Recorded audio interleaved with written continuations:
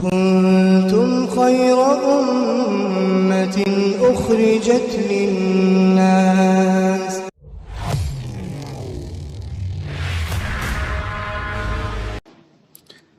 نحمده ونصلي علی رسولہ الکریم، اما بعد۔ پیارے دوستو اور عزیز ساتھیو، میں ہوں یوسف ملک اور آپ دیکھ رہے ہیں دعوت جنت کا راستہ۔ دوستو، ایک نہایت اہم موضوع پر آج آپ سے بات چیت کرنے والا ہوں۔ آپ سے گزارش ہے کہ ویڈیو کو اسکپ بالکل مت کیجیے گا، بلکہ اس کو مکمل سنیے اور اس پر عمل کرنے کی بھرپور کوشش کیجیے۔ تو دوستو، آج کا موضوع ہے ذی الحجہ کا مہینہ، اور خصوصی طور پہ 9 ذی الحجہ یعنی یوم عرفہ کے بارے میں آپ کو علم ہونا چاہیے۔ یہ دن گھر کو صاف ستھرا کرنے کا نہیں، نہ ہی شاپنگ کا اور نہ ہی آرام اور نیند کا یہ دن ہے۔ یہ وہ دن ہے جسے اللہ تعالیٰ نے خود عظیم مقام عطا فرمایا ہے۔ یہ وہ دن ہے جسے اللہ تعالیٰ بڑا شرف بخشتے ہیں۔ یہ وہ دن ہے جس میں اللہ تعالیٰ۔ دوستو، آگے بڑھنے سے پہلے ہمارے چینل کو سبسکرائب ضرور کر لیں اور ہماری ویڈیوز کو زیادہ سے زیادہ لوگوں تک شیئر کریں۔ اللہ تعالیٰ اہل عرفہ کے بارے میں فرشتوں کے سامنے فخر کرتے ہیں۔ یہ ایسا مبارک دن ہے جو جہنم سے لوگوں کو آزادی کا پروانہ دیتا ہے۔ یہ دن اطاعت رب اور اس کی بھرپور عبادت کا ہے۔ سب سے بہترین دعا عرفے کے دن کی دعا ہے۔ ہمیں خوب کوشش کرنا ہے کہ اس دن ایک سانس بھی اللہ تعالیٰ کی اطاعت یا قربت کا عمل کیے بغیر نہ نکلے۔ دنیا کے جواہرات میں ایک جوہر اگر گم ہو جائے تو کتنی تکلیف ہوتی ہے، پھر دنیا کے افضل دن کو کیسے ہم ضائع کر سکتے ہیں؟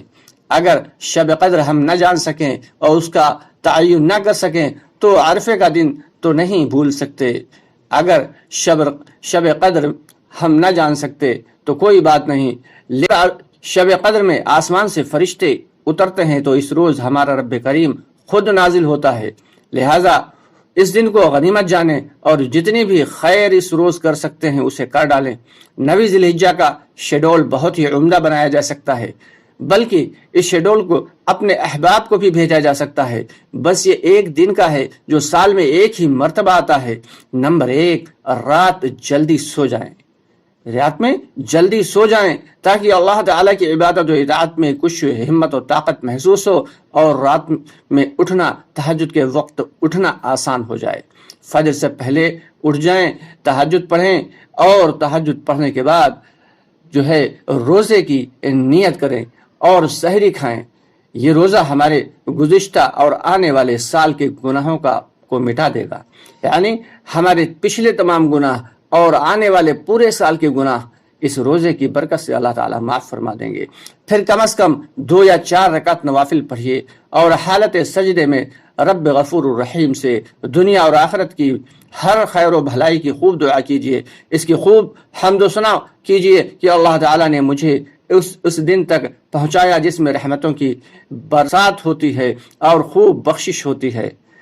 فجر سے پہلے وقت استغفار کرنے میں لگ جائیے۔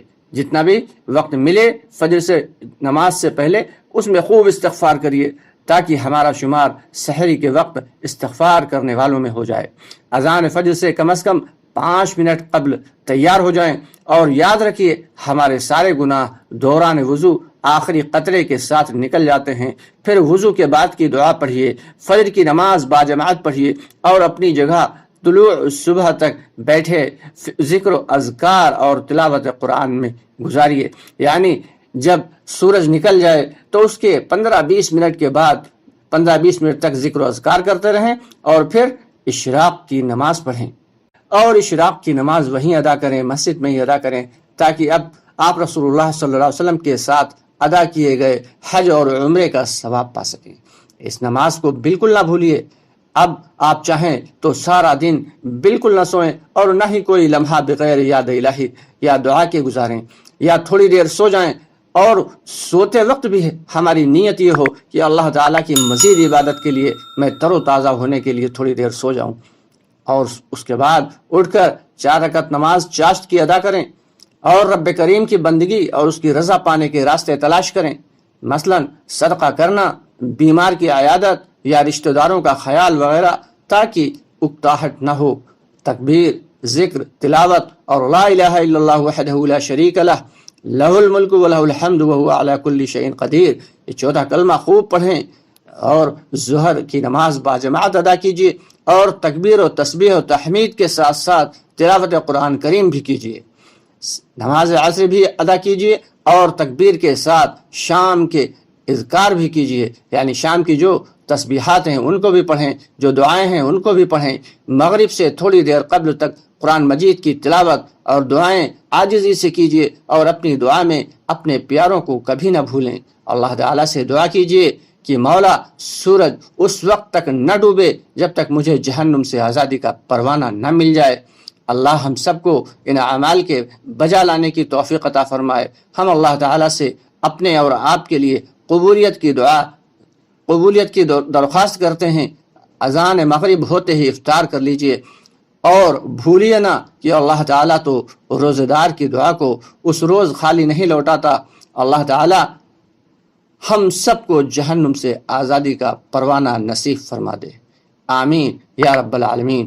اس ویڈیو کو زیادہ سے زیادہ سنیں، اور زیادہ سے زیادہ بھائیوں تک اس کو بھیجیں، شیئر کریں، تاکہ ہمارے تمام بھائی یہ جو سال میں ایک دن آتا ہے، نہایت اہم دن آتا ہے، اس اہم دن کی اہمیت کو سمجھتے ہوئے اس پر عمل کر سکیں۔ اللہ ہم سب کو کہنے سننے سے زیادہ عمل کی توفیق عطا فرمائے۔ وآخر دعوانا الحمدللہ۔